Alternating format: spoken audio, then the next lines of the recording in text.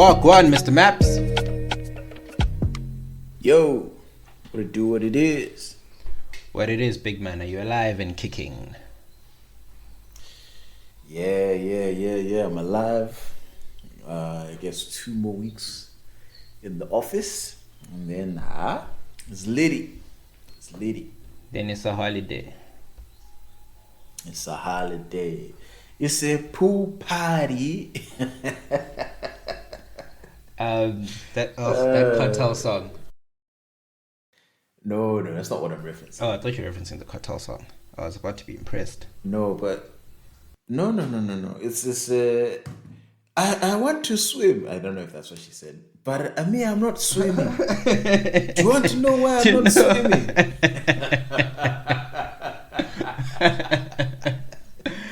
Because me, I'm on my periods. I'm on my periods. Man, I need someone to find that video for me again. That was some hilarious shit. You know what? Ever since I posted it, at least once a year, someone will like it, and then it'll go through another round of being shared again. Of being shared on the TL. Yo, nah, that's just that video was greatness, bro. That was the Zoom era was legendary. It was legendary. I'm a police guy, guys. At that time. No, those kids were moving wild. But the Vuzu party times. No, it was madness. It was a madness, bro. It was a madness. But guys, welcome back. It is another episode of 6 Foot Weights. We know this one is probably highly anticipated given the headlines, but we'll get into that. My name is Tabo. And my name is Senna. And we're back again to do the damn things. Mr. Moy, I think, first of all, can I just say, what a boring weekend. International weekend is, bruh, it's the worst. It is. It's not the best, Shem. I took advantage. I used the weekend, then there was no football. I went to watch Paul play cricket. And then after that, I watched the F1. So it wasn't that bad, but you can feel when there's no Premier League, something is missing. Yeah, so many gaps. Because, there was F1, but F1 is 2 hours in the weekend. Yes, you know? Sunday, 2 hours. It's not enough. Yeah, it's not enough. By then, I'm already dreading the fact that work is the next day. And this one was late, too. It was like 9 p.m. my time, you know? So It was like a nightcap for us. But I do love that Baby and I have started really bonding over F1. She's actually sits down and, is fully invested in the race. Okay, that's dope. Which is dope. This season proves to be, I think it's going to be really interesting. Hamilton's looking terrible this year. I think that car is giving him all sorts Hopefully of they problems. turn it around. They had a slow start last year as well. And then, it was only midway through the season that he really started to pick it up. So right now, I think the only competition is only, Red Bull and Ferrari, who look, on it. So I don't think there'll be, I think the last Grand Prix was an outlier for him, qualification-wise. But there will be, I think, for the next few races in that 4th or 5th position, maybe 3rd type of thing. But again, as long as they hang around, it's fine, because if you can turn it around by midway in the season and start getting podiums, then he'll make up the points easily. There's a very simple rule to watching F1. If you're black, you have your team that you support. For me, is Ferrari. So I'm a Ferrari fan. I've always been since I started watching the thing. But because I'm black, there's only one black driver that you can back. Yeah. And a part of me always wants to see Hamilton do well, even though I'm not really a Mercedes fan. But as a Daki, you gotta make sure that he's also repping and doing well. Yeah. But it's looking like Verstappen could be in for another proper season. His car's still quick. He's doing the bits. which is It's annoying. like that. Like I said on Sunday, which is this is the part of the movie where the villain is winning. Yeah, I mean, it feels like, Verstappen is Cersei Lannister. Everything just seems to be going right, and it's annoying. But I actually wanted to touch on Game of Thrones. Hopefully, we'll get some time to touch on Game of Thrones. I rewatched. Imagine he joins Ferrari. Who, Verstappen? Yeah, dog. Yo. Check. Check. Yeah, cheer me. I'll be fully Team Mercedes at that point. You're rewatching. Can't support that game.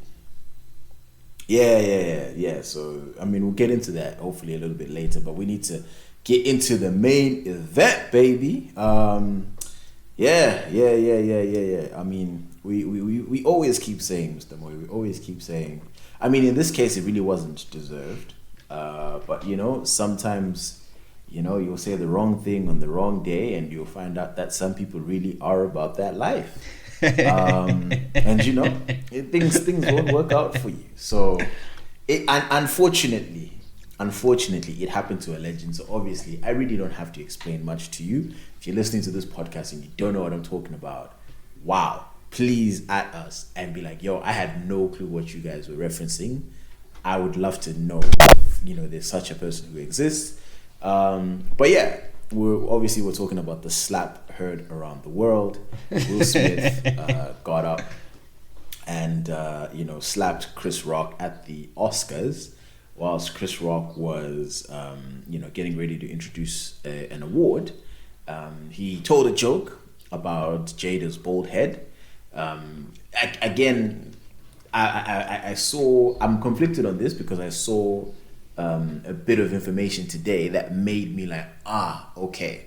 I was firmly team Chris for the weekend, and I think I still am, assuming that information that I saw is untrue. If it's true, then I don't know how to feel about it anymore. But okay. Let's get your thoughts first, Mr. Moyo. What did you think about that whole situation? Funniest thing, so I woke up in the morning. Do you go through your usual routine, check for messages, check for any emergencies, go through WhatsApp. Then I went on Twitter, and then you see everyone talking about Chris Rock. I'm like, he in Sefi lane. I got sort, like you're going to Chris Rock's trending, and then they were trending together with Will Smith, and then you go search, click on the trends, videos, and then I just see them, bam, I watched the whole clip. And I'm like, what would cause someone to do that? My initial thoughts, and I think I largely still hold the same opinion, is that I think Will Smith went a bit overboard in his reaction. I think he got the how terribly wrong, how to deal with something like that. And he got the when terribly wrong as well. In that respect, I know we always talk about achieving a certain purpose, and is this the best way to achieve the purpose you want to get? So he feels his wife has been disrespected and has been insulted, and that Chris Rock is making fun of her bald head, of which it turns out that she has a medical condition which led to the hair loss. Yeah, I think it's apalasia, something like that. No idea what it is. But in that respect, there's ways to do it. You either talk to him in private and say, my guy didn't like that shit, I would want you to apologize. Yeah. Or you the way he screamed it out, which he get your wife's name out of my mouth, you could do that without standing up to go slap him, right? I think the moment you slap him, you are putting yourself in the worst position. You come across looking like an aggressor. You come across looking like you have a violent nature about you, which is, I think, something that we don't think of Will Smith. And it just does. The optics also don't look good. You embarrass yourself. You embarrass the other guy, your wife as well. Everyone, the black population. So just like, is this what? There was the definition of a nigger moment as defined by Boondocks, like legit. It really was a nigger moment. It really was. So my thought is that he got it terribly wrong in terms of how to react, and that I am still firmly in the position that his reaction was not proportionate to whatever harm that he feels had befallen upon him. The reason why I say that also is because I think my initial thought was also him and his family, him and his wife in particular, have been taking a lot of shots from people on Twitter, people online. People have been giving opinions about their relationship, about his masculinity in particular. Especially after that whole August Alsina thing, I feel like people stopped viewing him as Will the guy, right? The top guy. You know, it's like, that guy who had his wife, child, a 24-year-old, simp type of thing, right? So I feel like his masculinity took a knock. And Chris Rock just happened to be that one guy that he delilas at the wrong time, at the wrong place. And all of his frustrations, I think, were taken out on him. I believe. Because it's like that thing where everyone's making fun of a guy in class, right? So we're all making fun of Tabo. Whatever. Siakchoga. But then because maybe you're scared of some of the guys, you keep quiet. And then the day that one guy that you delela, maybe Tate starts talking something funny. You're like, nah, this guy. Then you go up. And then all of a sudden, that's when you choose to react. It felt that way to me. It felt that way. Not that, to be honest, not that Chris Rock is in the right. The joke, it was a joke. It was a bad joke. I think some of it... Is it a bad joke? It wasn't a great joke. It wasn't his best work. It wasn't a slapper, right? Yeah. But I was kind of like, you know, because you know these guys do the monologues and like the jokes. There's jokes which are like meh. There's some which are like and then there's others which are like haha, that was funny. So it's always a mixed bag. So it wasn't. I don't think it would have changed anything if he just didn't say the joke, right? It's not like it was he had to let this one go, right? But then also, apart from, I think the only thing that makes it a bad joke or a tasteless joke is the fact that she actually has a condition that affects hair loss, right? That's where the biggest issue is. But if that wasn't a thing, if she just shaved her head bald, like, you know, a lot of other black women, you know, do popularly, right? I don't think it's a bad joke. I don't think it's a terrible or a tasteless joke. Because again, people are trying to go under the guise of, oh no, it's Will Smith's wife, right? But she's not just Uzbani Bani from If, you know what I mean? Like some unknown and Will Smith is the star. She is a celebrity in her own right, right? Jada Pinkett Smith is an actress. She's a celebrity. She's made her own money, right? She's also not obviously Will is the biggest star, right? But she's a star nonetheless. So I think she was fair, you know, she's a fair target. It's not just it's not like you're an NBA star, for example, right? Where we know the star, we don't know anything about the wife, or we just happen to know the wife's name, type of thing, right? Because if it's a LeBron James, right? You know, there's Savannah James, which is his wife, and then if you start taking shots at Mrs. James, that's a different story, right? That's a different story because she is not in the spotlight like that. But Jada is. She has her own TV show. She, like I said, she's her own bona fide actress. So in my eyes, she had equal billing to Will, to Lupita, to whoever else was there, all the other guys, Samuel L. Jackson, all those other guys. You know, anybody can get the smoke. So that's why I don't take any of those. Hey, no, it's Will Smith's. No. Yes, it's Will Smith's wife, but also who is the wife? You have to go deeper than that because the wife is also a celeb, so she is a fair target. I get it. I just tend to think all of that considered, I don't think it was a great joke. I don't think it was a funny joke. Even if she had cut her hair, it was alright. Like it's not one of those where I'm like, laugh out of my. But also because the G.I. Jane reference, it was very specific. It's like if you don't know what G.I. Jane is, or the reference, you're like, didn't. But it wouldn't have. For people who knew that, it was funny. Yeah, I get it. What I wanted to say is, so my assumption is this has probably been bubbling under since 2016. Remember Chris Rock's monologue Yeah, where, definitely. Oscars were so white and Jada and Will boycotted it because Will wasn't nominated for an award, and I think all the nominees for the main categories were white, and then they boycotted the Oscars, and then Chris Rock made fun of them boycotting. So I think it came from there, like the bitterness. And then it's like, this nigga again.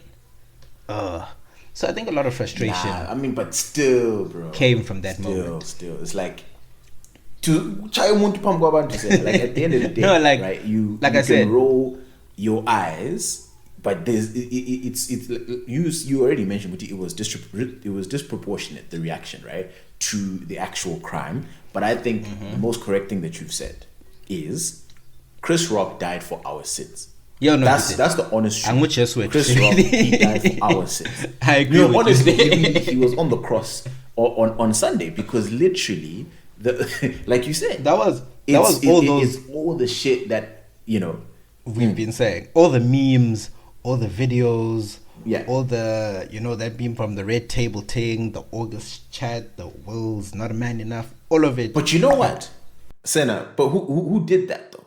Who did that? Who's the culprit there? Right? Yes, I'm saying in general, yes, it's our fault for making the jokes and shit, and what is it, demasculating Will, right? And making him out to be a bitch, essentially. But like, at the end of the day, who put Will in the eyes of the public in that light? Who, and for all the Will was protecting his wife, right? Jada didn't protect him, and Jada hasn't protected him for a minute, bro. The didn't we do an episode where we were laughing at the Tupac whatever memory lokuzin that shit every year, it's Kumbulu Tupac, and it's like, bruh, like, how you gonna do that to Will? So like, you're setting him up at the end of the day, you can't have, you literally can't have that. Like with the red table talk, it was not necessary, really. It's not our business. OT, they had an open marriage, maybe allegedly, right? They had an open marriage, and August Alsina came in and clapped cheeks and blah blah blah blah blah blah. So all that shit, like, again, they But did you know what? because she has a show, and it popped, right? And the views were probably insane. In the very same Oscar night, Regina Hall made a joke about their open marriage vibe, right? So she was going through a whole list. Was that before or after? I think it was before. I think the mood after was now very somber. But it was before, where she made a joke where she was calling all the single guys, right? On stage. She called Bradley Cooper and a couple others, and then she's like, "Oh, Will Smith." Apparently Jada would be okay with it because it was basically alluding to they have an open relationship with Will Smith is technically. You see, also, Chris Rock died for Regina Hall, because that joke was probably some shit that's like, you see, me, I'm a bitch. You know what I mean? Like, it's like, you see, Owens don't respect me. That's the problem. No, and then Chris said what he said. But wait, let me share something. So I saw this on Twitter today, and that's what I'm saying. I'll just enter it in now. Because it potentially changed how I looked at the situation, right? So someone said, Uguti, the reference, the G.I. Jane reference that Chris Rock made, right?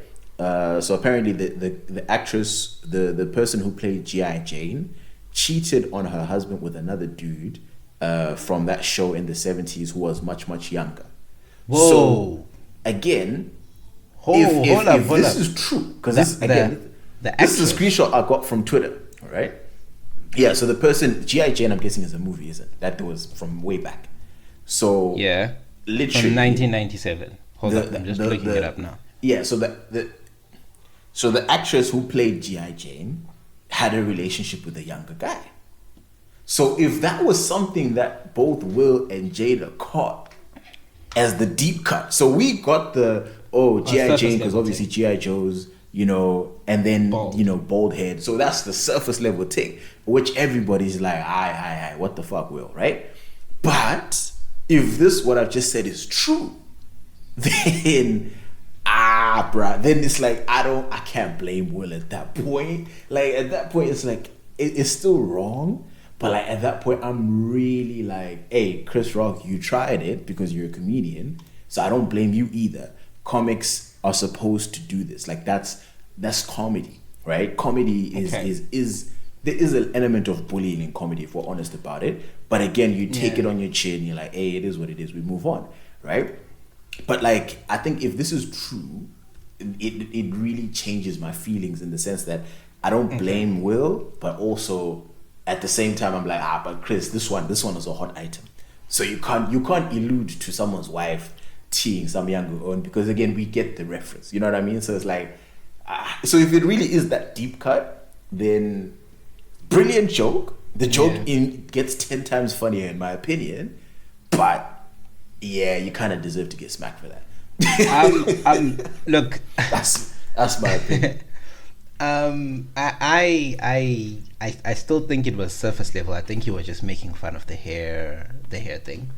But I would like to think Chris Rock didn't know.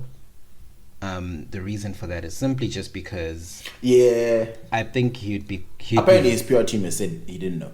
I think he didn't know. It would be very mean for him to then depart. I honestly don't think so. He knew.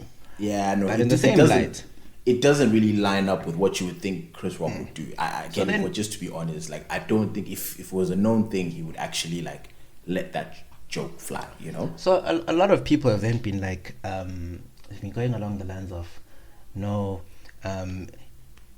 surely he should have known. Wills is departing on the assumption that he knew on the basis that Jada spoken about it before on her Red Table Talk.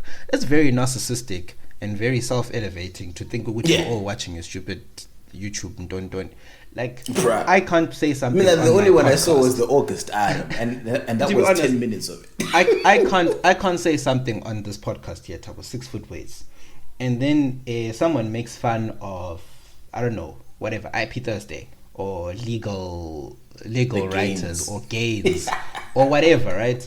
The gains are shocking. Or someone says the gains are shocking, and then I get upset, and like, if you were listening to my podcast, you would know. Or would I'm like, Batung, we're not keeping up with you and your wife's issues like that to an extent where people know that's the reason why she cut her hair.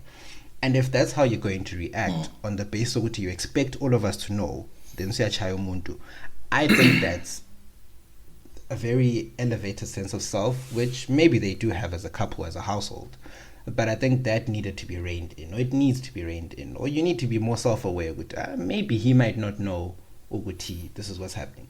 Because to be honest... No, you know what? No, I was like, to be honest... I was going to say... My immediate assumption would be, Chris didn't know. So maybe let me pull him aside and say, hey, my guy, that joke didn't land well, because why? My wife is suffering from this. Then maybe Chris can issue, and Chris can still go on and apologize publicly. You could literally have come back on stage and say, hey, listen, I've just had a conversation with Will and Jada. I'm really, really, like, literally, you can still put him on stage in front of everybody. Like, I'm really, really sorry. You know, I didn't know. Or if she doesn't want a public apology, then in private, he can apologize to her. But like, I think at the end of the day, personally, I feel like Will has mental problems. And like, I think the reason why I say that, like, I think like literally you need to see a therapist about that shit. I think it's either one thing. No, it's either one thing. Either you leave Jada, right, and focus on yourself, or if you're going to choose to remain in that marriage, then you need to see a therapist. If he's already seeing a therapist, he needs to see book double time. Because there's a lot of it was much deeper than some G.I. Jane joke, much deeper than that.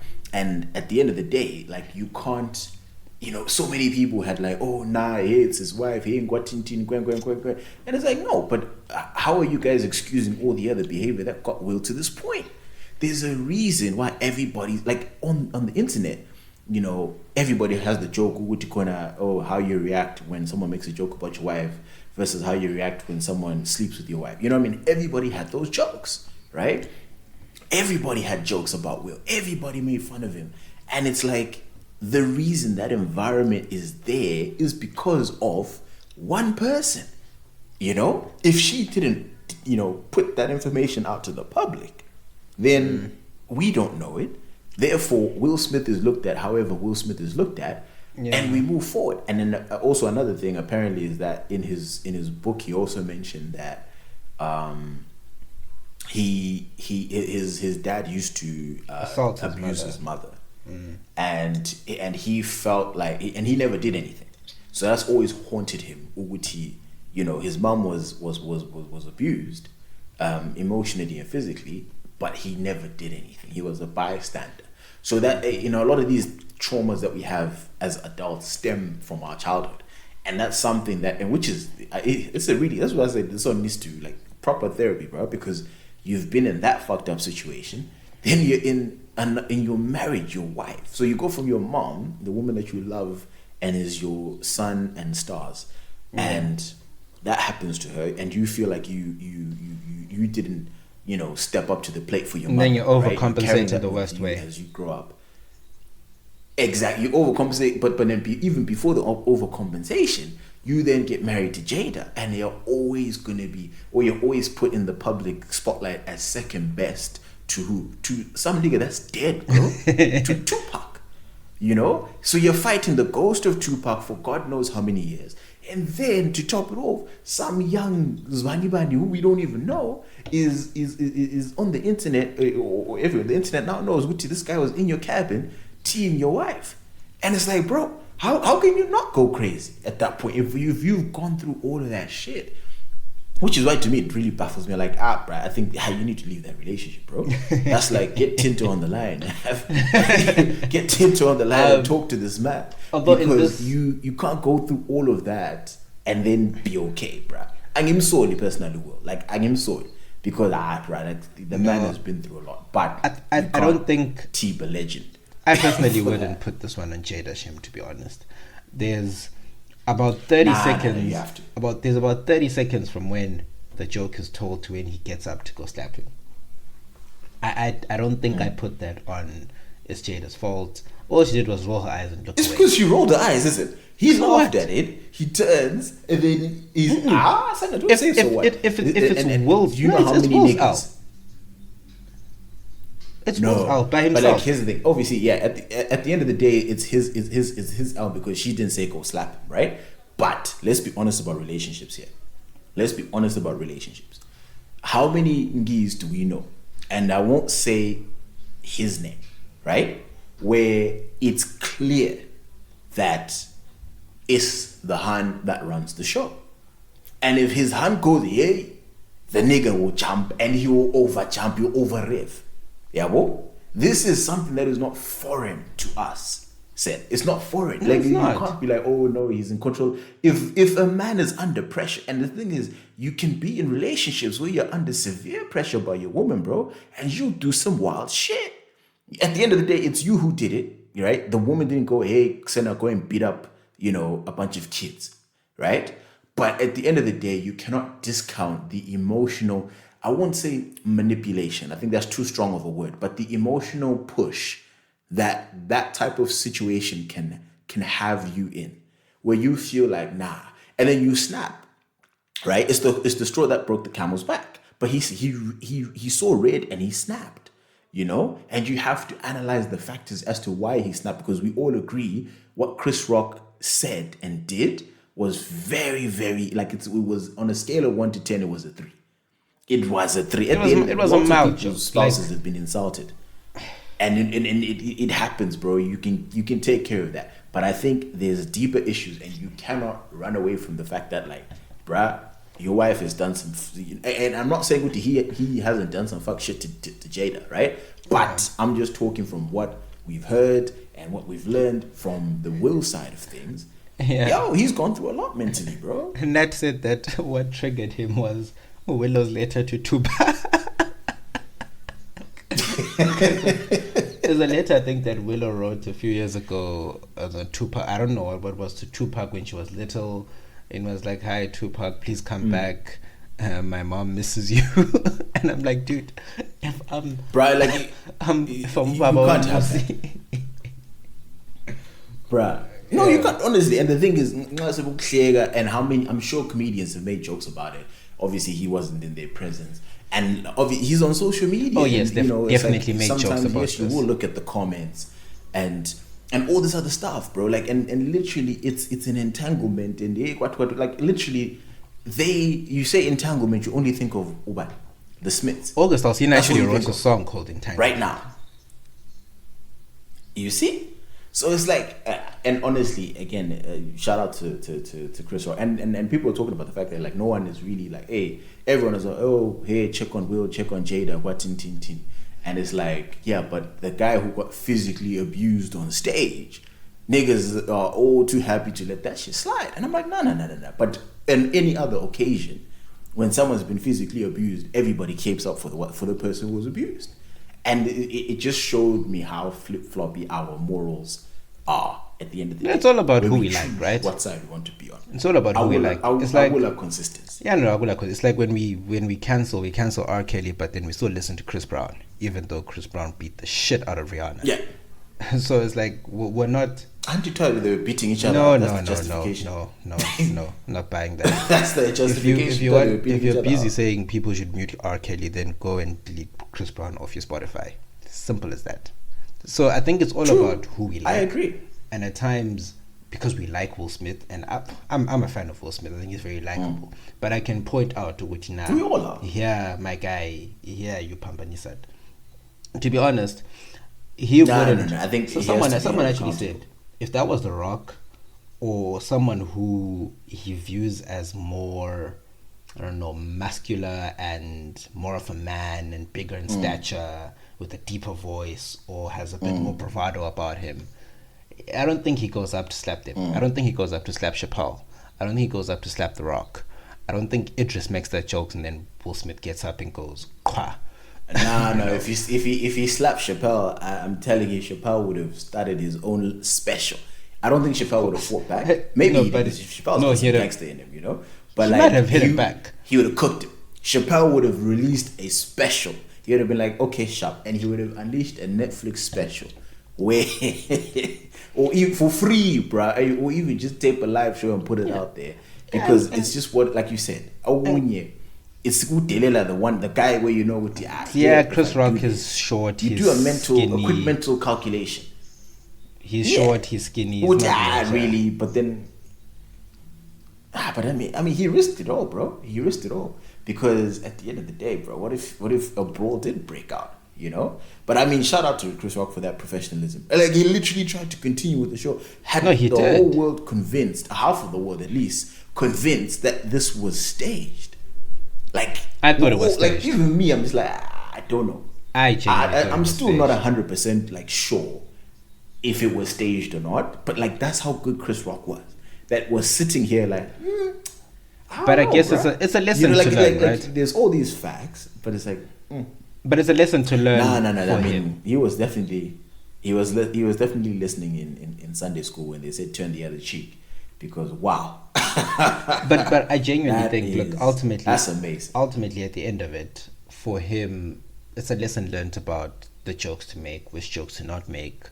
If you're gonna tell a joke on a public platform, I think that's now you're starting a slippery slope, fam. True. Of trying to police Lokuzen comedy, of which now the other Pandora's box which you've opened is like for comics who are not Chris Brown, right? Sorry, not Chris Brown, Chris Rock. Yeah. And if they tell jokes, is someone on stage allowed to? Because the thing is, if you go to a comedy show, comedians do what is called where they roast the person in the front seat. Would just they just make jokes and like before they get into their set or whatever. You even see it in comedy specials. If someone yells something in the crowd, you know, they'll say something and engage with them. Oh, excuse me, sir, is that your wife? Or you guys together? You know, like there's jokes that come out of that. And then what if you go and you cross the line? Now, is that couple, are they in a position to now get up on stage and fight with you? Is that what we're saying is okay? You know, like at the end of the day, what we've just seen is Will Smith has gone and assaulted a man on stage, and then moments later been given the greatest award an actor can ever be given, right? In movies, at least. He's literally gone and he's accepted that award and been given that, and then it's like, okay, sharp. And then all he had to do was issue an apology on Instagram. I don't think that is something that, as a society, we should be like, yeah, sharp. that makes sense. I think there has to be consequences, whether it's taking back the Oscar, whether it's, you know, banning him from the Academy. I don't know. I'm not in that, you know, industry. I don't know what's appropriate. There has to be some form of consequence, in my opinion, to show people, because it's such a public thing, that this is not behavior that would be tolerated, no matter what. You know, it's one thing to say, oh, we are against violence, right? It's one thing to say that. It's another thing to actually pull through. Because even in football, right? If a brawl breaks out, what happens then? In the moment, red cards. And if you headbutt someone, red card. Immediate consequence. In football, actions, you're off the field. For those who don't watch football, if your hand goes towards someone's face, it's a red card. So, you know, even if you're pushing them or it's a slap, you slap someone on the field, that's a red card, fam. That's a red immediate. Plus suspensions after the game, right? When the Premier League now actually, the FA was now actually replay and sit down and be like, right, guys, what are we doing? It's serious suspensions, loss of pay, all these other things, because violence is just unacceptable. And then now what you've done, imagine, you know, Messi and then Argentina goes on to gets a penalty kick in the 90th minute. Messi steps up, scores the goal. Argentina wins the World Cup. What are we saying, bro? Yeah. You know, what are we saying? I wouldn't be. There really has to be consequence at the end of the day. I wouldn't be surprised if my man's found himself in Chris Rock found himself in the red table thing in the spirit of healing. Yeah, I mean, let him make some money off of this at least. I mean, apparently his tickets have sold out, bro. You know, they sold out more in one night than they did over after, because everyone is anticipating to hear what he has. He hasn't even posted about it. I think he released a statement, but yeah, I'm just curious to hear what he says when it's all said and done, and he now has to go on tour and talk about it, because he has to talk about it. He needs to have he's gonna have a set. He's gonna have a Will and Jada set. He needs to come up with some jokes. Because if no, there's no way. Like, I mean, did you see, there's something that I posted from Shannon Sharp, who was like, Chris Rock is a better man than me. Because, you know, I would have literally knocked the shit out of Will, and then every time I see you, it's on site. Yeah. Because that's also how I feel. I'm like, nah, bro, if you do that to me, when millions of people are watching on TV, I have a wife, I have children. But the way he spun it, dog, he literally said, greatest moment in television, like out of the whim. Like that was smart, because it was the greatest moment in television. That's class, bro. That's what I'm saying. That's amazing. Like, I don't have the composure for that. I really don't have the composure for that. What? I mean, I really, yeah. So before I move on, Mr. Maps, so there's a narrative coming in from the internet, especially from women, Uguti. If someone disrespects your wife, is that how you're going to react? Yeah. You're obviously getting married in the next few weeks. Someone disrespects your wife, makes fun of her in a particular way. How are you addressing that? I mean, like I said, it obviously it depends, right? If it's a joke like Chris Rock's joke, right, in this same context, I'm definitely having a conversation with him afterwards, off stage. At the least, right? To be like, all right, chief, listen, you know, nah. Yeah. So I'll set the record straight, and I'll be like, nah. This is not on, right? Or even like you said initially, if when we were sitting, just yelling like, get you my wife's name out your fucking mouth. Okay, cool. And then that would have just been an awkward moment, right, at the Oscars, right? But then people would have moved on. And it's just like, oh, Chris went too far, right? But I think in my own context, I would always seek to let's have a conversation first. But obviously, if you cross the line, right, grab her ass or some shit like that, then I gotta put pause on you. Like, I just have to. At that point, you've challenged my manhood, and if I try to talk, I can't try to talk to you after you've done that. Like, at that point, even if I lose the fight, it's violence is the order of the day. I mean, again, very immature on my side. I fully understand that. I'm just being honest to say. So if you were in Will Smith's shoes, someone's roasting your wife in that way. are you saying let's talk afterwards? That's what you're saying, right? If you're in his position. Yeah, I think let's honestly, and also if you're pissed, right? Because I think that was fake by Will. I think that was low key. I think that was fake in terms of like posturing. For It was your wife, posturing. because It was definitely posturing. if that really did cut deep, if that really cut deep and it was like nah, this is offside, right? Guess what? I let you present the award, yeah, but then I'm getting up. And then backstage is lit. I think I agree with your choice. Backstage is lit. I agree with your choice of words there. I think there's an element of posturing to Jada, which look, I'm a man. And to probably the rest of the world, everyone who's ever made fun of him, to say that. Exactly. It's like an announcement to say, hey, listen, make fun of me at your own risk. Yeah. No, me, I don't believe in violence. I don't believe in violence at all. The last time I had a violent altercation with someone I actually considered a friend, who wanted to beat up my other friend, and then Really? When was this? Last year, my birthday. So meleng bamba umuntu ngekhola. Oh yeah. That's a good story. I'll tell it one day when we're all old and we can laugh about it. It's still too recent. We can laugh about it now. But it's a situation. Can I get your thoughts on this? Yeah. No, but it's a situation where you feel imminent harm on someone you love, and then there's a locuzin. Go for it, sir. Oh my goodness. Okay, cool. So I was gonna get your quick thoughts on this before we move on. Obviously, the what do you call them? Think Peace Twitter. We haven't talked about it in a while. Think Peace Twitter was an overdrive. Oh, yesterday, dog. Yesterday, I saw all the best sides of Twitter. It was a lot. I saw the part of Twitter that I love, meme Twitter. They were on fire yesterday. Like, people pulled out videos. No. The Boondocks video. I thought about the Boondocks reference in the morning, and then by afternoon, someone already made a TikTok with the Boondocks voiceover on it. The nigga moment thing. I was like, yes, this is why I love Twitter. Someone had the one that I posted with the chick, where Kevin Hart was talking about your wife gets you into an altercation, and then it's like, now you have to go fight them. Why did you punch me? He's like, no, I was just told that I got hit. It was literally it's the perfect summary of what happened. Yeah. But so this chick goes and tweets and she says, Chris Rock's one quote unquote joke was rooted in misogynoir. Of course. I'm pretty sure this is not a punctuation mistake, but misogynoir. I don't know what misogynoir is. It's like misogyny, but then texturism, active use of it. Black. Oh, okay. I thought isn't noir is black in French, right? Misogynoir. Hold. Maybe I'm the one who's misunderstanding. Misogyny. But yeah, misogynoir, texturism, and ableism.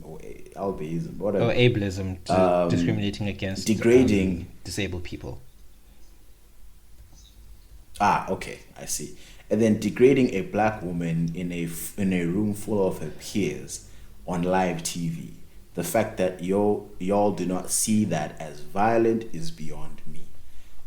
Oh, okay. So misogynoir, according to the internet. So it is. It forms part of misogyny, is related, except it involves a specific type of misogyny that is rooted in racism. So there's misogyny and then there's misogynoir.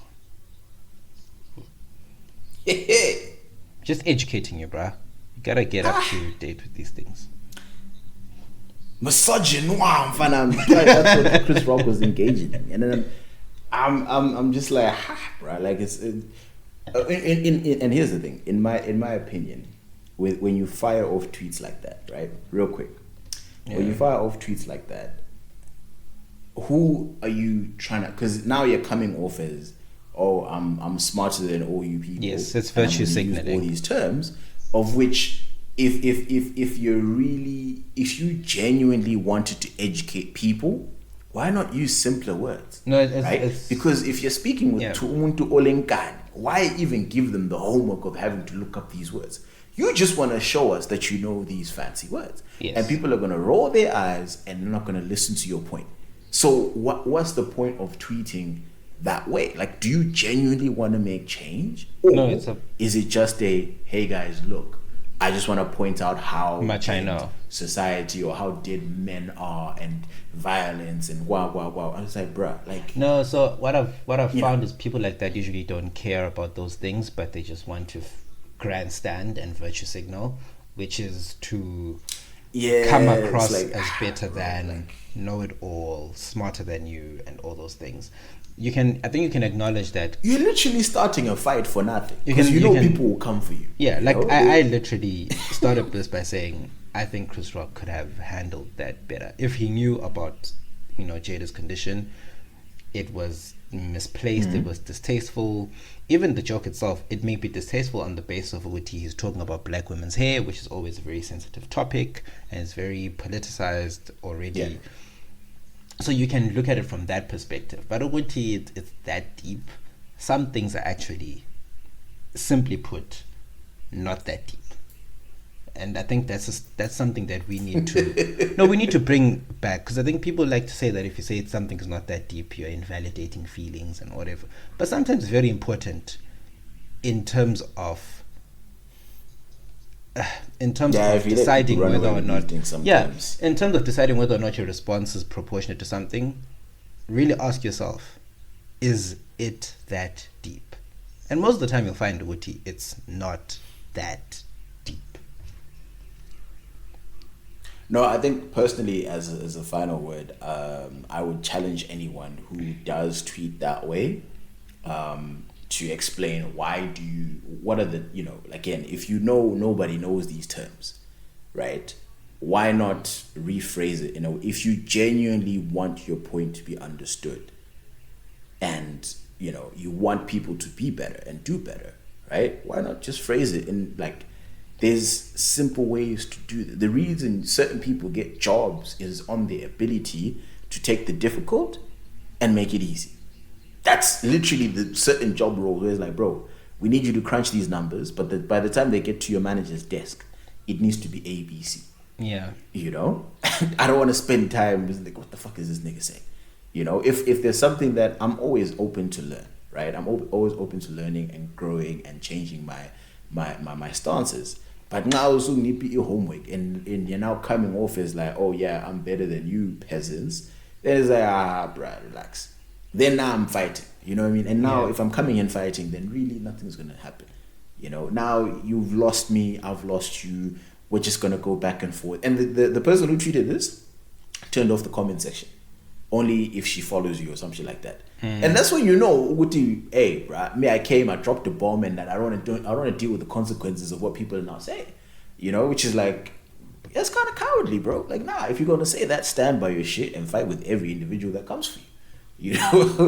But anyway, moving on, moving right along. Oh yeah, quick one up. This is random. Actually, you know what? Yeah. So apparently Tiffany Haddish went up to Jada afterwards and said, "Girl, you better suck his dick from the back." For Will Smith. And it's like, I don't know how to feel about that.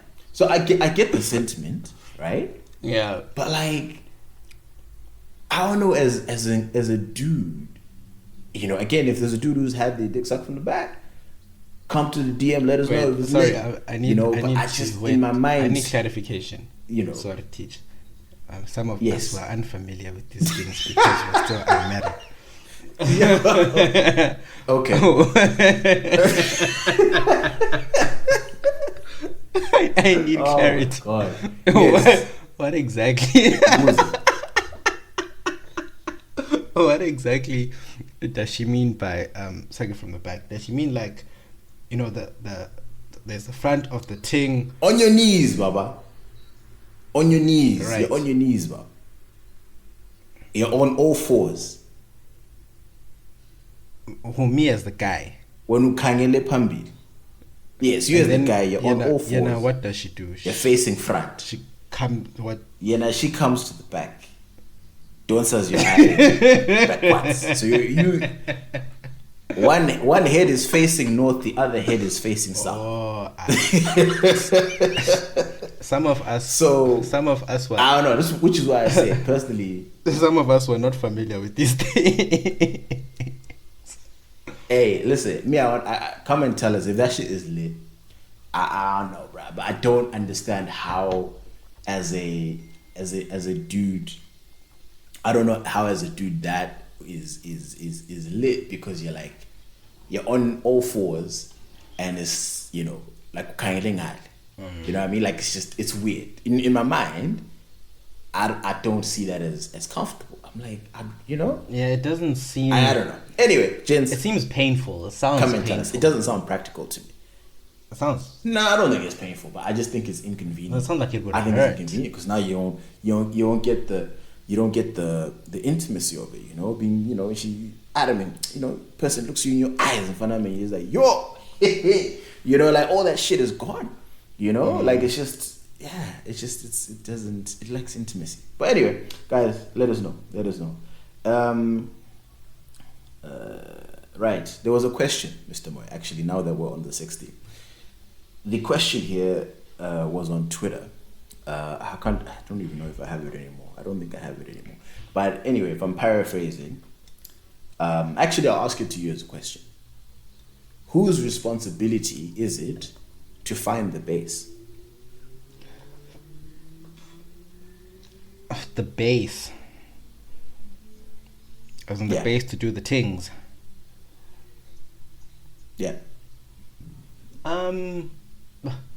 So my immediate assumption, is that a lot of girls tend to think it is the guy's responsibility to hook up everything. Yes. I don't know, dude. I've never been in a situation like that, because I mean, whenever I live at my parents' house, I don't think about these things personally. So I don't even bother. I'm just like, okay, let's be celibate. You're lying, but alright, cool. But I would like to assume Uguti, it's a joint effort. Because we're a team, we want this together, the two of us. So let's put our minds together to organize something. So let me put it a scenario for you. Okay. Right. You meet a girl at a braai. Yeah. Mm-hmm. You guys are feeling each other. Maybe, you know, you guys even like made out and stuff at the braai. Like you guys found your little corner, got cozy, and you know things got intense. You made out. It was like, right, this is definitely someone I'm going to see, you know, another day, right? Mm-hmm. And then now the braai ends. You and said girl go your separate ways, and let's assume you and said girl both live in your parents' houses or in situations where you can't come to each other's places, right? Let's put it that way. Then it's you know, you and girl are still talking, and it's like, right, when are we finally going to do the things? Girl is down for the cause. You're down for the cause. Now what? Who finds the base? The person who initiates the things must find the base. The one who says, let's go do the things. What do you mean the person who initiates? Like the one who initiates. Like the one who says, yo, let's go somewhere private, or let's go do the things. No, but you both want it, right? So it's like I said, but someone brings it up first. All you did was make out. So you think the first person? So if she's like, "Hey, I don't know," the chick would text like this. Oh, actually, some would like, "Yo, my nigga, I'm horny, trying to smash." Okay, and then you have to what you're find saying a way. At that point, yeah, it's on her. It's on. The thing is, I still think my initial answer applies. Still, I think it's on both of you. That's when you put your mind together and say, no, so, you know, me at my cabins is not a thing. Let's come up with a plan. Do you have any suggestions? Something like that. But what do you mean let's? It's at the end of the day, I think a guy has to lead in terms of like, you can start with the suggestions like, all right, cool, this is what I'm thinking, you know, let's get a lot. And then she could be like, Jack, hey, watches, whatever, right? But you have to be the one managing that conversation.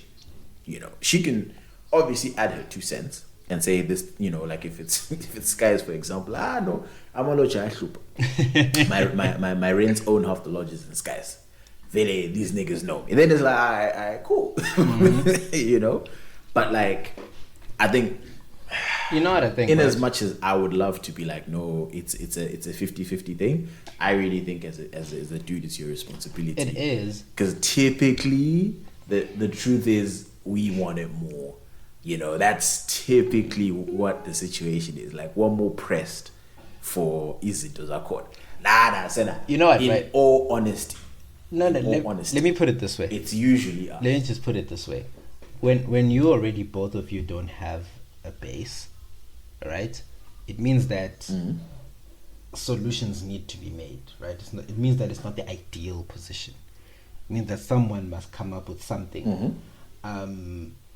And that's when I think people need to be more understanding. Hey, no, obviously if you can do something, then let's try. Or if you know someone, let's say a girl knows a friend who owns a lodge.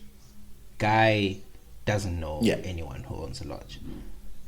Right? In that scenario, right, you're both looking for a solution to a problem that you're both facing at this moment in time, right? It's not like the guy is trying to convince the girl. So at this moment in time, you both want it. Yeah, no, that's why I said, no, in terms of adding her opinion, she'll add her opinion. That's fine. All I'm saying is, at the end of the day, you have to be the person that started throwing ideas at the wall. It might be her idea that's stuck, right? But it has to be you who threw the most at the wall. At the end of the day, be like, no, listen, you can't have a hand who's out here. Like, now you're going to look at her like, Adam is thirsty, bro. Why would you do that? You can't be in that situation. No, because it's like, I don't know, I'd look at you funny. Wait, does your perception... It's one of them things where it's like... Does your perception of women change when they're the ones who initiate and shoot their shot? No, absolutely not. Why would But I'm talking when you're now like... Yeah, so why would you feel differently? If you're now over-revving, bruh. If you're now over-revving. If it's like... If for example, right, this is what I mean, right? And it's an extreme example. If she goes, oh, when are you free? Right? And I'm like, no, I'm not free tomorrow because I've got work and I've got an event to go to, ABCD. And then she goes, okay, what about Tuesday? And I'm like, no. And this is genuine reasons. Let's assume these are genuine reasons. Oh, okay, cool, I'm babysitting. Or, no, I have to see someone. Hey, whatever. And she's going day by day by day. Okay, Wednesday. Okay, what about Wednesday at lunchtime? Can you see me? It's like, then I'd be like, like clearly things are not... Yeah, that's what I'm saying. In that point, you're like, yo, these things are not aligning. That's when I'd raise an eyebrow and be like, nah, you seem super keen for this. What's going on? Are you setting me up? Or like, why? Like, I don't know. I don't like this anymore. It's I like it when, personally, this is my thing, right? This is a me thing. I just like it when the lady's attitude is, I'm good with or without it. I like that attitude where it's like kind of, yeah, I'm down, but like, hey, listen, if I'm gonna lie, I will lie, but don't be desperate. Because for me personally, as a guy, if you're too thirsty, I lose interest.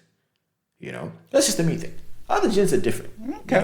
Other dudes are different. But I'm just saying, for me, I'm one of those guys that's just kind of, don't be too thirsty. If you're too thirsty, then it just kind of, you don't feel proud of yourself at the end. You don't feel proud of yourself. Yeah. Okay, no, yeah, you kind of feel like you got caught. Like you feel like you were the stalker, bro. Like I don't know. I genuinely feel good. Like, oh, Muntulo really wants me, and then I'll take that as a compliment. Somehow that might make me want someone more when they genuinely want you. Nah, I'm gonna need you to keep it classy, bro. So I'm literally. Don't worry, I'll bite. I'm literally I'll take the bait. I'm the worst person to play hard to get with. Literally, yeah. You can talk to oh yeah, when I cheat. Yeah, you can actually talk to my buddy of mine. The funniest thing is when we had drinks the first time. She was like, nah. I was like, sharp, and I left it. I think I left it for months. and then I think things only happen months later. I think that's genuinely how I go about it. I'm not too insistent, if that makes sense. I'm not sure if girls want you to keep banging on the door or whatever, but then I always feel like you're going to say we are fun. There's a balance. There's just a sweet spot. I can't like pinpoint it. You know, where I have to say, right? I have that, right? I'm like, but there's the sweet spot there where it's like it's a to be continued type of vibe. You know, you watch an episode, it's like to be fuck, I need more. You know, so like the top hands, they know how to get that sweet spot where it's like it's just moving. It's, you know, we are cruising nicely. Yeah, but like when you're there, it's like right, you know, ibambela, maintain it right there. Where it's just you don't feel like she's being, you know, difficult for nothing. It's like, you know, she's letting you work for it, you know. But then obviously there's others who over rave and it's like bruh, like, you know, I'm not. Yeah, no, come on. Yeah. Like, nah, you're doing a lot. Like, that's clearly you're targeting a different man, and it ain't me. But anyway, moving on to the next thing, you wanted to talk about being broke at Groove, or the broke Groove saga. I don't know. Did something happen? No. So the thing is, I need the story to blow over, but then it's fine. Let me just talk about it now. So what happened today, right? So you know when you're on Twitter. You know when you're on Twitter and then you can tell what the konindaba that people are talking about, and then no one's actually posting links, they're just talking about it. Next thing you're gonna there's tweets and you're just not sure where to go. So this happened today. I think it was a story about some guy who got beaten up at a club, right? I think it's the balcony something balcony mix, I think. Anyway, in Cape Town? No, not in Cape Town. I think it's in Gauteng, between Pretoria and Joburg. I'm not sure which one it is. So what happened is this guy got beaten up because I think he couldn't settle a 10k bill or something like that. Angazi, I'm not sure of the facts. That's why it's still a developing story in a way.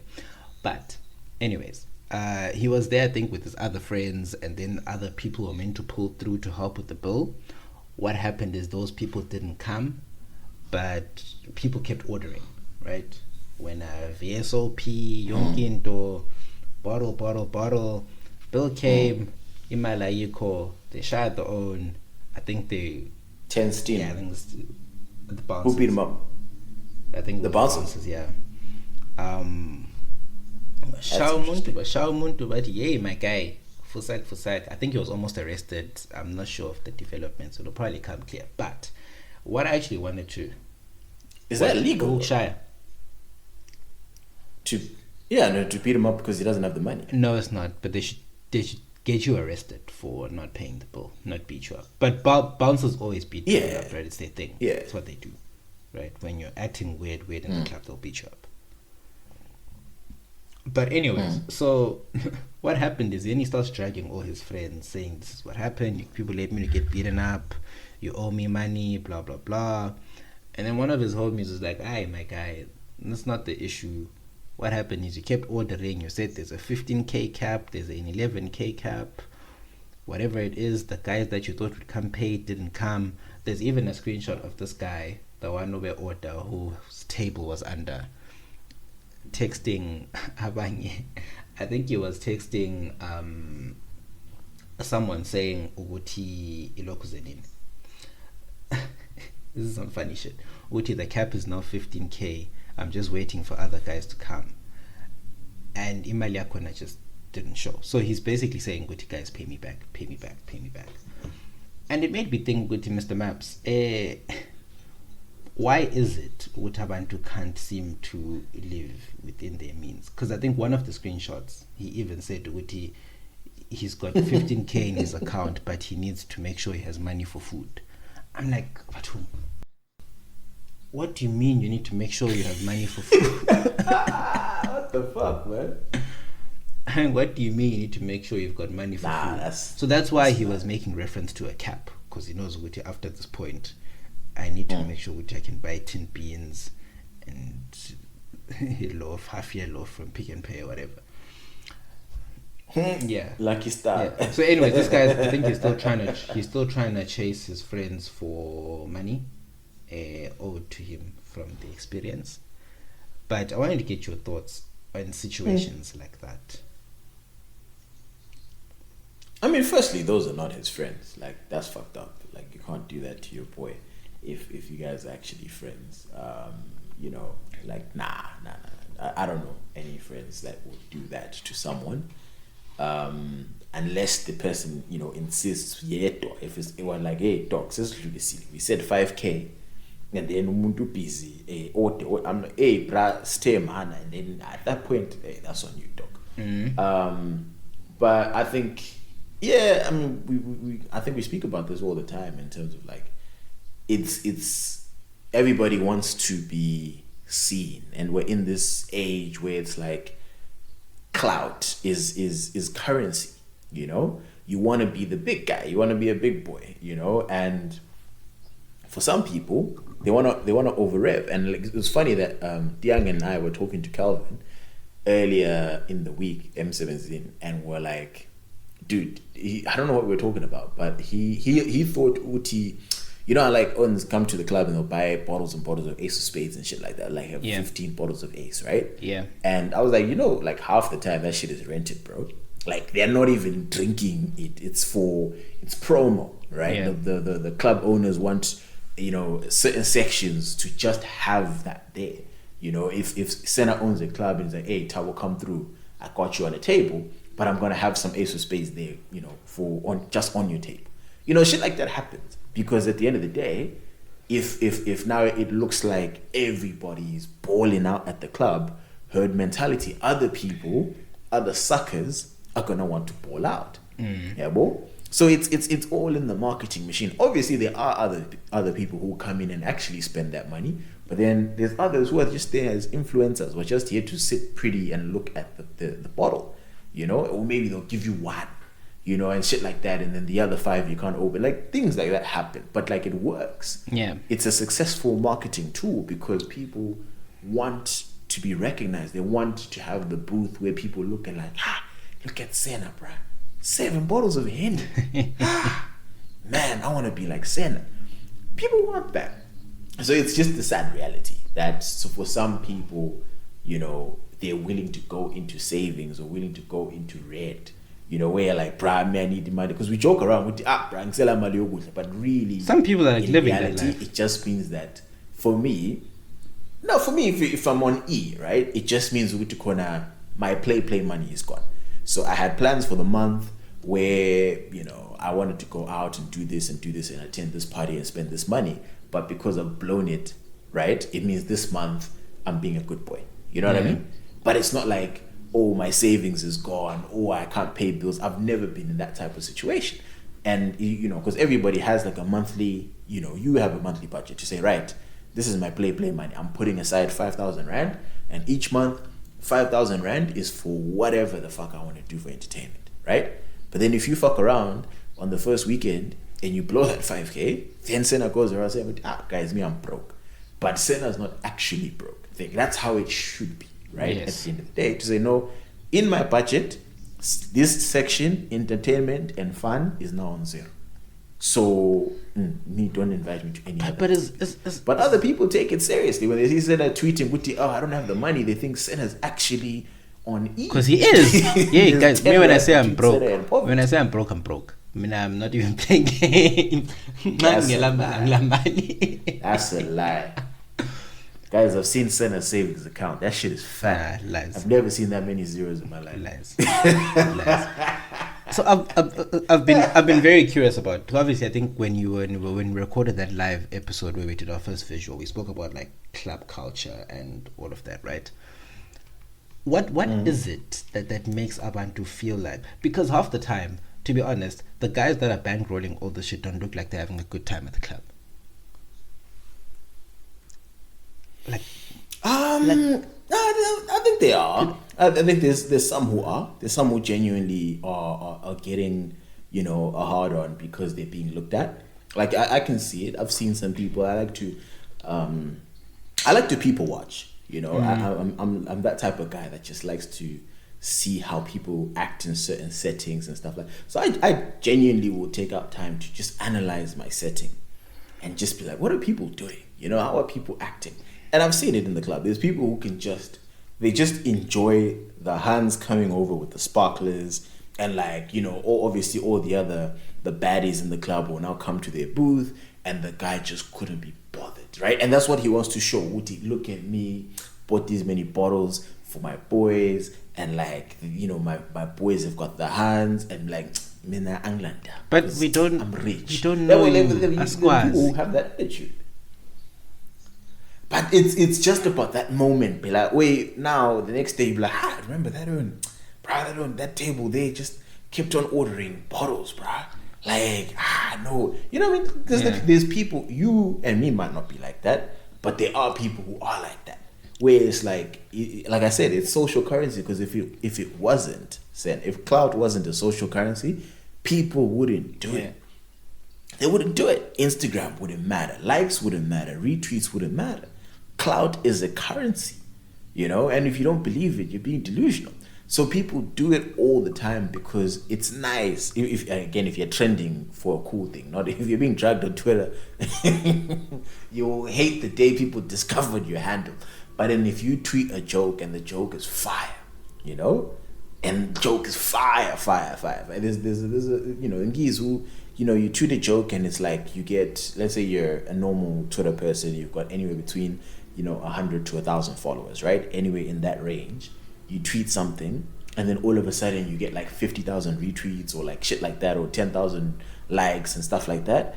That tweet is what do people do? They pin it on their profile and it's there forever because, hey, this was nice. Like, I tweeted something, that shit was fire, and it had a whole lot of people agreeing that my tweet was fire. You know, clout is a currency. Hey, I get it, but it can't be the thing that you enjoy in life, right? When you talk about things that you enjoy, right? Like I was just looking here, like an ace of spades costs. It says here on Net Florist, it's like 50. But if you're getting it for someone on Net Florist, the premium gold bottle is 34,000 rand. It's almost 35k. Jeez. 750 mils, the gold one, right? And you know, we can't even tell the difference between these things, eh? I'm sure nganathi ace of spades, nginathe Imowe, nginathe Verve, nginathe le JC Leroux, and just some random prosecco from Italy or whatever, right? I'm pretty sure I will not taste the difference. Like, yeah, maybe this one is a bit more bitter, this one is a bit sweeter, this one is this, but like at the end of the day, you know, it's like there's no. I mean, I could never be convinced to spend 30k on a bottle of Ace. If y'all ever see me on socials carrying a bottle of Ace, just know it's straight out of club. And I didn't buy that shit. Someone got it for me. I would never put a dime of my money, even if I could afford it. I need like Jeff Bezos clubs to buy a bottle of clubs Ace. Buy it from Macro at like 6-7k, right? Or from Mother City Liquor or something. And then double the price when you get to the club. Guys. So that's how much you can get it at Macro? Mother City Liquor says 7,000 rand. Ace of Spades gold. Lot, bro. And then when you get... Maybe you get your year-end bonus, you can just buy one just to save. Do something else with it. Go on. Go book a vacation. Service your car. That's someone's monthly rent. Service your car. Send a black child to school. Like, do something. Like, honestly, because I man said send a black child. No, like for real. Like Luma, then do it. Because ultimately, some of these guys literally who are doing this. No, I mean, personally, I want to taste just to know if it's worth, you know, that price. I will taste it, but I won't taste it with my money. I'm curious. Personally. You know the worst feeling is that the day after a night of going out and you've spent a shitload of money that you've probably now feeling in the form of a hangover. You're like, yes, what was I doing? That's the worst feeling in the world. Now imagine if you're, because I think these guys who are doing this are students. You've spent your 15k yako on this bottle. Now suseli tin fish and baked beans the rest of the month. Like, why, guys? Like, yeah, no.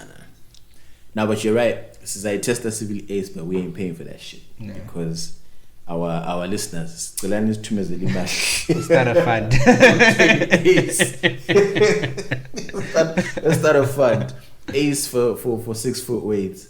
And we'll let you know, we'll do a visual podcast for you guys, see Nata Sibili, for as long as it takes us, and then that's when the episode will end, even though really a bottle of champagne is like 3 glasses or 3.5 glasses, so really it would be like the 30-minute episode.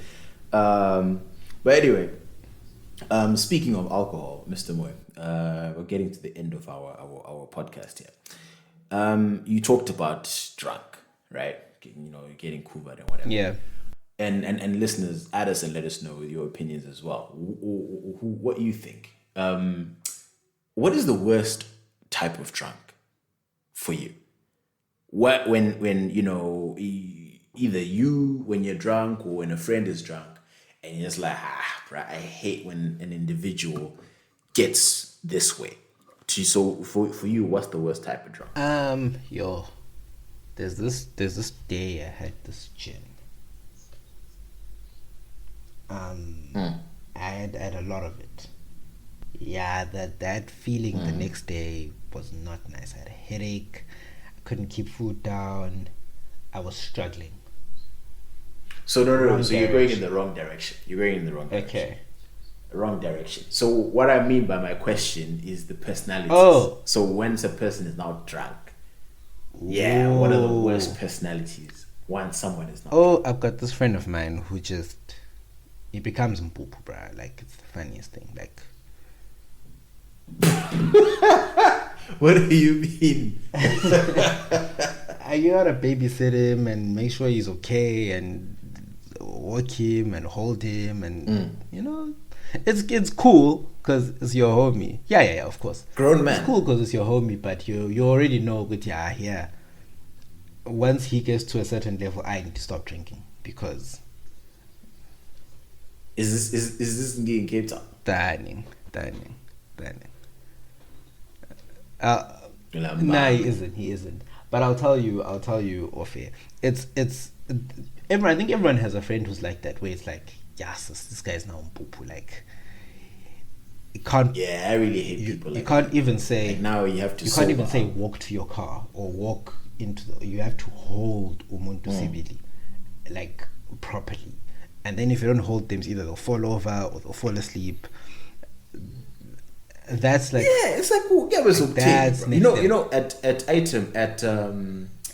at Rockets. I was at Rockets earlier this month, and there was this dude. I went to the bathroom, so they've got like the urinals, and then next to it they've got the private one that you can right, the chamber and whatnot.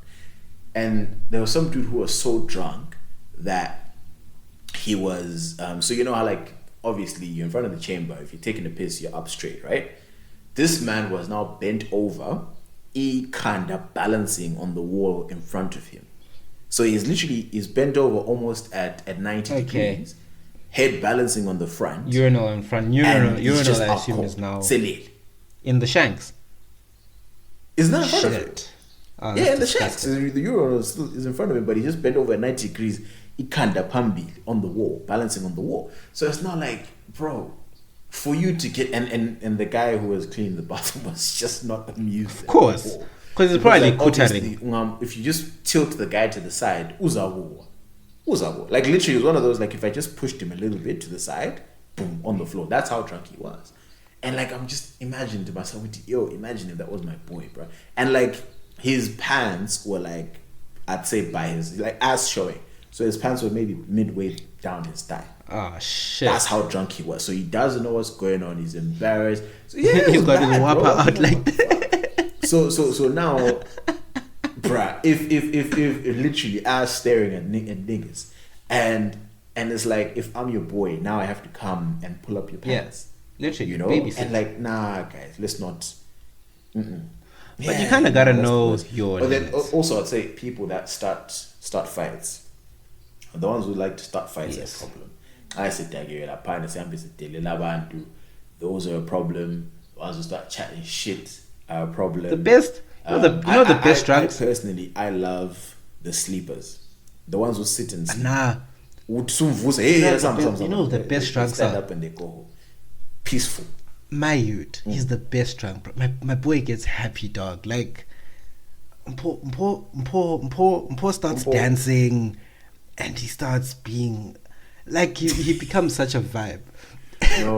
But a problem with you and Mpo is that he'll cool. That's the problem. So to you see it as happy. Because we're happy. Because Senna now becomes, oh, I love you, oh, this and that, you're my guy, and then it's like everything becomes funny to say, which is now annoying. I've got this, because it's not that funny. You know what? Everything just becomes funny. I've got this screenshot in my DMs from when you got drunk this weekend.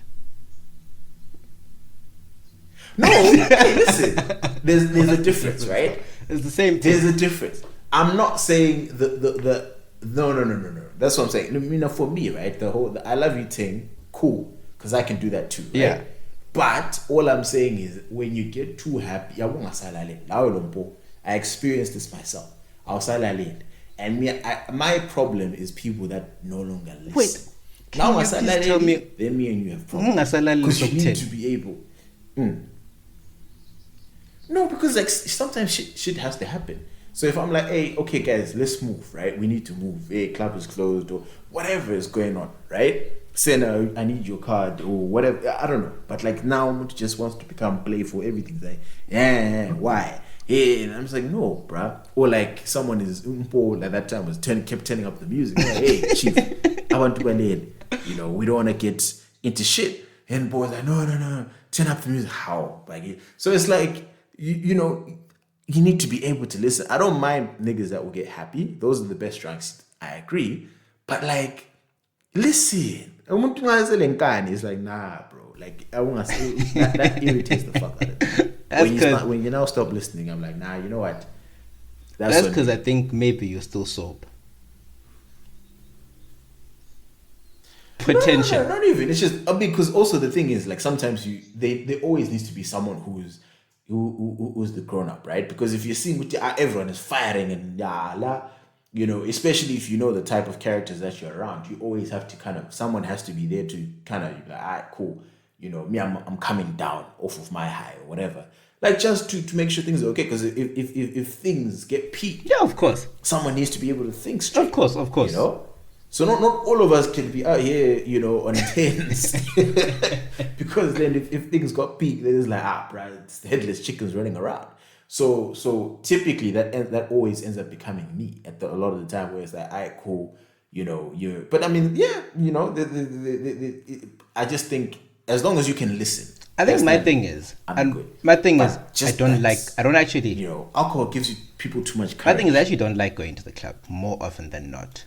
So I think I haven't been out since the last time you were here.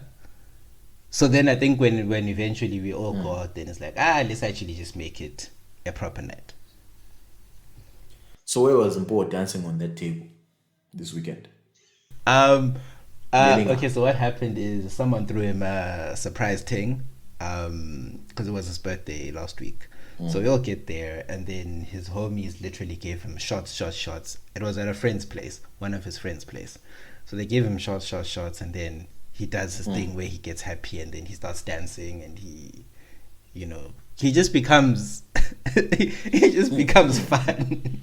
Like he goes from well-mannered, super conservative, reserved gentleman, the type British with the accent from CBC and whatever. Literally, if you see him around girls, that's him. And then you give him a few shots of whatever, he gets incredibly shy. It's the weirdest thing. And then give him a few shots of whatever, and then he starts dancing, taking off his t-shirt, and you're like, oh my youth. And then, but anyways, yeah, I think. Also, talk to your boy, bro. I've never seen someone who wears pants that tight. No, I've tried. Nah, going through like it's failed. But I think the best drunks are the happy drunks. The worst drunks are the ones who become poo-poo, where you're now literally Like, dude, you can't even move. I can't get you into a car. I can't get you to have a conversation and walk from here to there. And Yeah. the sleepers are nice Yeah. only if they recognize, oh, which is now time to go sleep. Like, my boy Sim's a sleeper. Like, he'll be like, right, Yeah. I'm going to sleep. And he'll get in his car and he'll sleep in the back seat. Like, that self-awareness is important. Yeah. No, you love people like that. You know, I personally, just listen.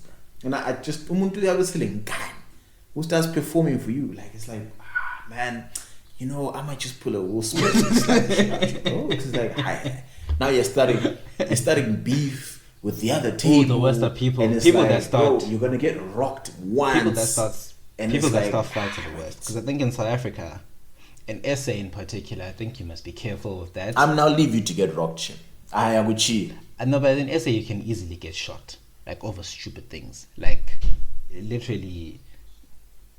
That's what I'm saying. Now leave you to get. If you want to act like a fool, I'm not jumping in on that. You know, if someone comes for you in an improper way, then obviously I got your back.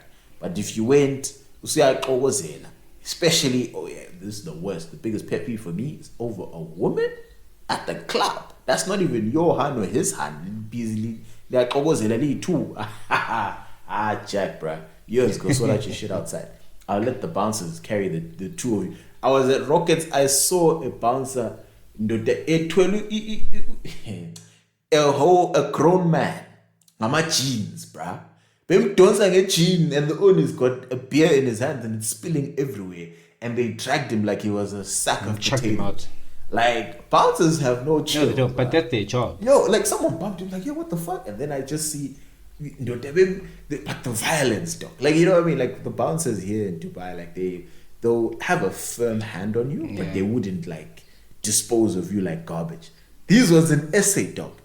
I was like, wow. Because also, the funny thing is that the guy who was being chucked out, you could tell he doesn't realize what's going on. Like, his mind He's not there. is spinning. That is how drunk he is.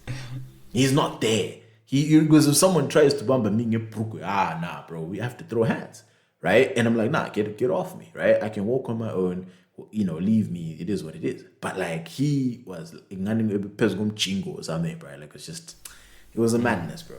It was a madness. But anyway, last point, Mr. Moy, before we close this particular episode.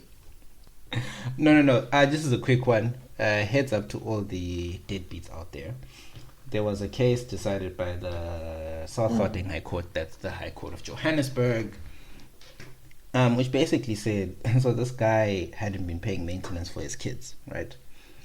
And then I think he decided to sell his house, and his baby mama became aware, and she sought an order. Oh, shit. Saying that all funds received from the sale of the house will be held by her attorneys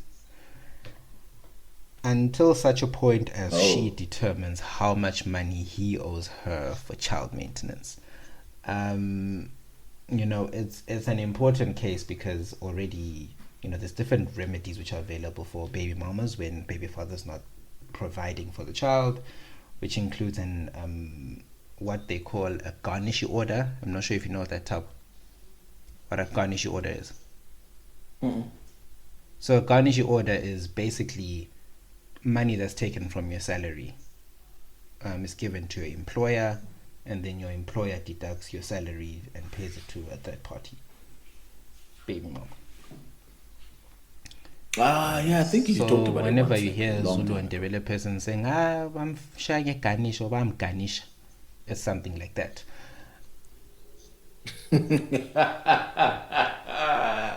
So you literally have guys who quit their jobs just because they don't want to pay maintenance and stuff like that.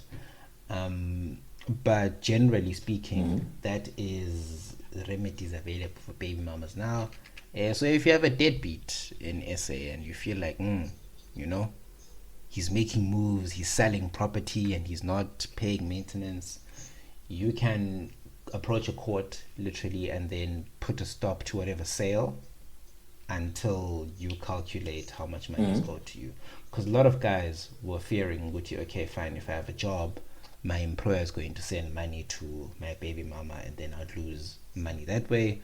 So I'm better off running my own business. The problem is now, even if you run a business and you're selling stuff, they can attach that property and take any proceeds from it. Boom. What a somber note to end the podcast. How's the somber? It's a great note. You're trying to be a deadbeat, Tom. Do you know how many deadbeats listen to this podcast? I don't know, but I hope they know Wagwa. I guess this is our Ganesha game. Yes. But anyway, we're never letting you end the podcast anymore. Guys, I feel like I ended on a good note. Like the thing. Like the thing, retweet the thing, subscribe to the thing. What else we're inclined to believe? Yeah, Ganesha. Mr. Moyo. Latest.